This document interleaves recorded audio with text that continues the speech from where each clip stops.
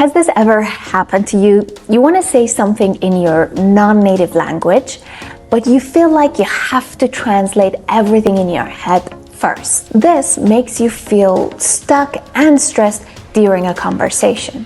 Well, it's normal because translation is one of the things that stop you from speaking fluently. But why does this happen? Translation happens because you learn the language consciously and by translating it into your native language. This method trains your brain to always translate before speaking. It's like a bad habit that your brain learned because of using the wrong method. If you want to think directly in another language and stop translating, you need to change how you learn the language. You need to build what it's called a second brain in that language. For example, if English is your second language, you need to build a second brain in English. You can only think directly in a language when it becomes part of your subconscious mind. That's the part of your brain that handles things automatically, like breathing without even thinking about it. When you develop the second brain and use your subconscious mind, words will also come out of your mouth automatically and easily. But how can you do that? Well, that's what this video is all about. So let's get started. So let's first talk about why you should stop translating. Understanding the reasons and the negative effects of translation will make it easier for you to stick with the new method that I'll share with you later in the video. Translation creates an extra step in your brain. Instead of thinking directly in the language, your brain first finds the translation in your native language, then tries to fit it into a sentence. This slows you down and makes you doubt the words you want to choose when in a conversation and blocks your fluency. Here's the problem. Speaking is a skill that requires fast thinking, staying relaxed, and responding naturally. And translation is the thing that gets in the way. But that's not the only problem. Translation also causes 5 more major problems when it comes to speaking a language. Miscommunicated intentions. I have many stories about misunderstanding caused by direct translations with my Italian friends. For example, one of the most common expressions Italian use during phone calls or even in the middle of a conversation is dimmi, which directly translates to tell me, or begu in Persian, my native language. But in English or Persian, saying tell me out of nowhere in the middle of a conversation can be rude and impolite. It feels like the speaker is impatient and annoyed with you. At first, when I heard this with my Italian friends, I was surprised because I didn't know this. Later, I realized that it was a mistake from direct translation. But if I hadn't learned the difference, it could have caused a serious misunderstanding, especially in professional situations. Another problem with translation can be wrong context. Words often have different meanings depending on the situation. For example, the word light can mean not heavy, as in a light suitcase, or not dark, as in when you turn on the lights. If you separate the words from the sentence and translate them directly and try to memorize them with the translation, then you will have a hard time to make sentences when it's time to speak the language, because you can easily use the wrong word in the wrong context. And this can cause a lot of confusion when you try to speak. The next major problem is cultural differences. Language and culture are deeply connected. For example, in Italian, when you meet someone for the first time or in formal situations, you use the third person, like lei come sta. This directly translates to how is she? But in English, we don't have this formal third person usage. Instead, we simply say, how are you? Small details like this are the things that translations can teach. They can even make it harder to think fast and speak fluently because translation doesn't fully show the culture behind the language. Another problem can be falling into the trap of false friends. But what are they? When you rely on translation, you may come across words that look similar in different languages, but actually have completely different meanings. These words are called false friends, and they often cause a lot of confusion. And this is what happened to me when I was learning Italian. False friends can happen between a lot of languages like English, Italian, Spanish, Portuguese, and so on. For example, in English, the word anticipate means to expect or look forward to something. However, in Italian, anticipare means to reschedule something earlier, like an event or a deadline. Although the words look similar, their meanings are different in each language, and it can create a lot of confusion if you only rely on translation.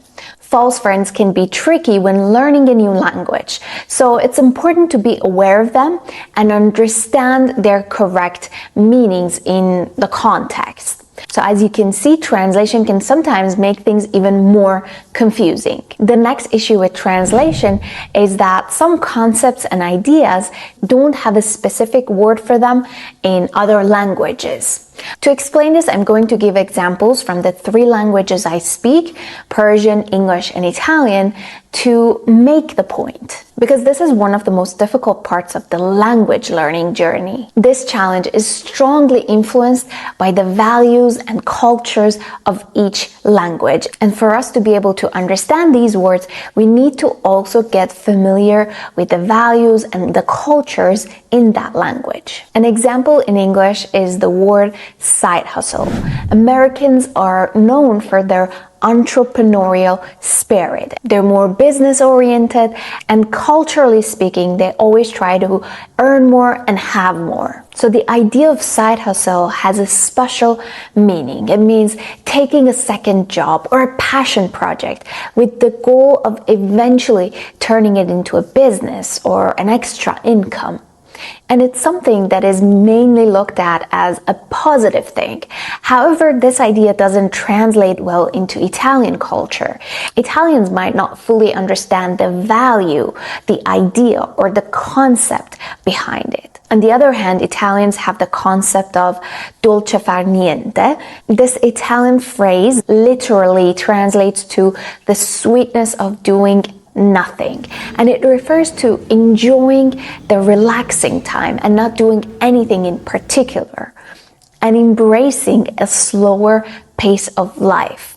As you can see, these 2 ideas are completely different values and cultures. While English speakers might translate this to doing nothing, it doesn't carry the same cultural appreciation for relaxation. For Americans who are often focused on work and hustle, the idea of doing nothing can even feel uncomfortable. So the real meaning is lost in the translation. And if you want to understand it, we need to know about the culture as well.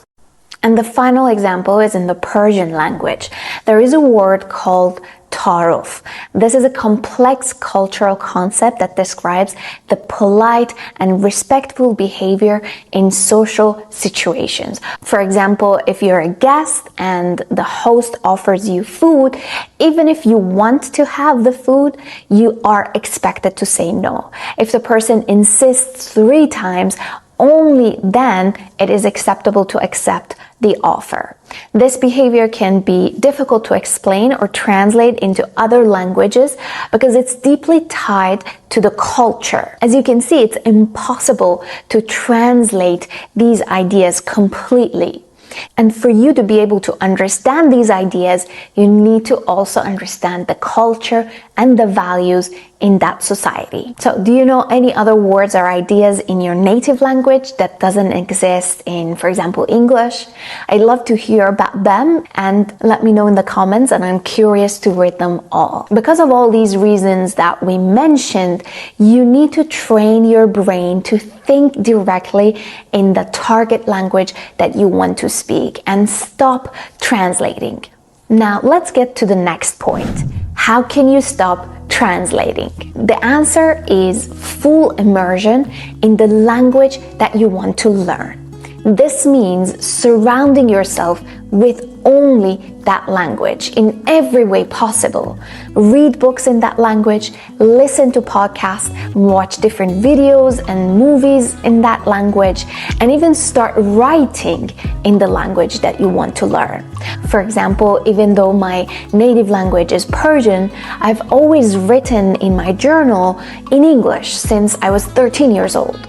This simple practice rewired my brain to think directly in English and express myself more easily. So you need to try to use the language and engage as many senses as possible. The more emotionally you can connect with that language, the faster you will be able to think directly in that language. Another thing that you can do is when you learn a new word, try searching for an image online that represents that word. Connecting the words with the visuals helps them stick in your mind and connects them directly to that language without the translation in the middle.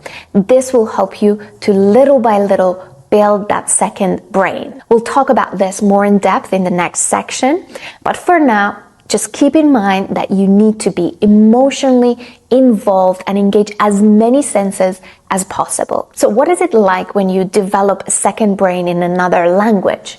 You'll start to speak more automatically and fluently, but also what's interesting that you start to see developing a secondary linguistic personality. This simply means that you notice you have different personalities in different languages. For example, in my case, in Persian, I'm more sarcastic and funny. In English, I'm more expressive and a bit sarcastic. And in Italian, I'm more shy and quiet. This is the magic of creating a second brain for each of these languages. You get to experience more than one versions of yourself. Now that you know why you should stop translating and how to do it, let's explore how to build a second brain for language learning. Let's first talk about what a second brain is and how you can use the concept practically. The idea of a second brain comes from the book Building a Second Brain. It's about organizing information outside your head, like in a notebook or an app. Doing this can help you be more focused and access the information that you want much faster. And whenever you want to review the things that you learned, you can do it much easier. You can create a second brain for the language you're learning too, to learn things better and refer to them when you need to review the new things. But what should you take note of? First of all the inputs in this second brain needs to be exactly in that language. So if you're learning English, all the things put into the second brain needs to be in the English language. For example, when you come across new vocabulary, you need to use monolingual dictionary, not translation. For example, if you're learning English, look up the new words in English. This way, you will also read the explanation in your target language and you try to guess the meaning of the words based on the context. Once you did that, write the word down in your notebook or on your phone with a sample sentence. For example, if you don't know the meaning of the word freedom, the English dictionary might translate it to the ability to act without limits, so write it down. And then you can write a sentence example like, everyone should have the freedom of choice. This practice trains your mind to think directly in the target language and stop translating. By doing this practice, you will learn more new words, develop skills like guessing the meaning, which is an essential skill for language learners, and it will help you to avoid relying on translation. You will also understand how to use the words in the sentence and in the right context. It may take longer at the beginning, but it's okay because you're practicing different skills at the same time. And if you're patient and stay consistent, after some time, you see that you progress much faster and you start to immediately think in that target language. And in this case, you start to think in English. So don't expect an immediate result from day one. Remember, language learning is a long-term process. The other thing that you need to take note of is the collocations. But what are they? They are sets of words that always go together. Learning collocations help you think faster and more naturally in your target language. For example, in English, we say have breakfast, not do breakfast, which is a direct translation from the Italian language, fare colazione. We say make a decision, not do a decision. Collocations can also be the prepositions that always go with a specific word. For example, interested in, rely on, look for, and so on. So whenever you see these collocations, write them down because the act of writing actually imprints them in your mind and you're engaging more of your senses because you're taking action. And as a result, you will learn much better. Memorizing these collocations and writing them down will help you build that second brain in your target language much faster. And when it's time to speak, these collocations will automatically come together, and it's like pieces of puzzle that are put together and already made in your mind. And that's why you start to think directly in that language. I hope you found this video helpful, and let me know in the comment section about your favorite part of the video. Thank you so much for watching, and see you in the next video.